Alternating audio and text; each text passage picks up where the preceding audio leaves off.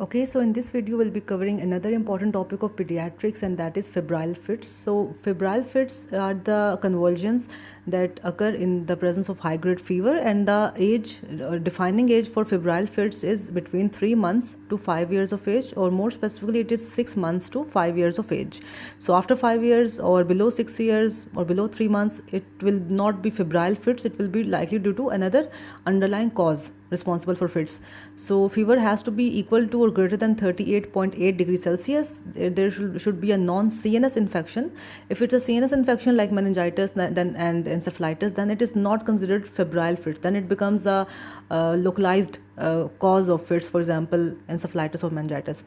So full recovery from fits should occur within 1 hour. So they should not be prolonged fits. The full recovery should occur within 1 hour.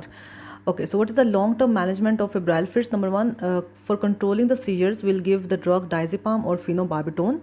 For controlling fever, we'll give antipyretics or tepid sponging. To rule out CNS infection clinically, we'll do meningeal signs or signs of raised ICP. And we should find and treat the cause of fever. For example, it can be pneumonia, it can be UTI, it can be any abdominal infection, etc. Identify the abnormal neurodevelopment in the child, and for example, the child may be a known case of cerebral palsy or any other neurodevelopmental disease. So counsel the parents and teach home management for febrile fits. For example, give how to give paracetamol or ibuprofen to control fever, tepid sponging with normal water to decrease the temperature, and also it decreases the incidence of seizures. And there will also be intranasal administration of midazolam if seizure occur and if it lasts for more than 5 minutes.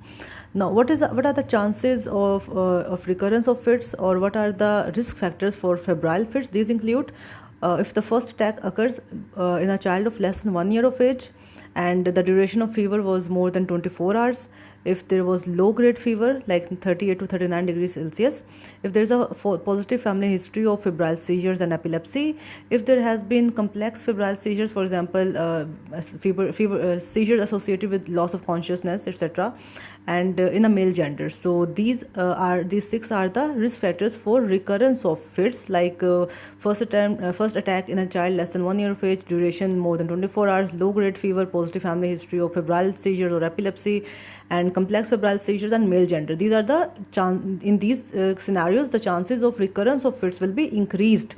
And the treatment options includes controlling fever, controlling seizures with drugs, ruling out CNS infection, finding and treating the cause of fever, identifying any abnormal neurodevelopment, and counseling of parents regarding home management.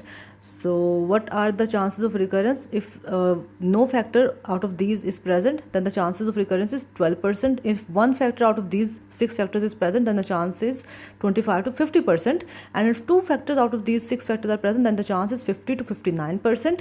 And if there are more or if there are 3 or more than 3 factors out of these 6 factors, then the chance of recurrence of fits of febrile fits is 73 to 100%. So you should remember this algorithm for chances of recurrence of fits, and these are the treatment options or possible management, and this was the clinical scenario of febrile fits. I hope it was helpful for you guys. Thank you so much for watching.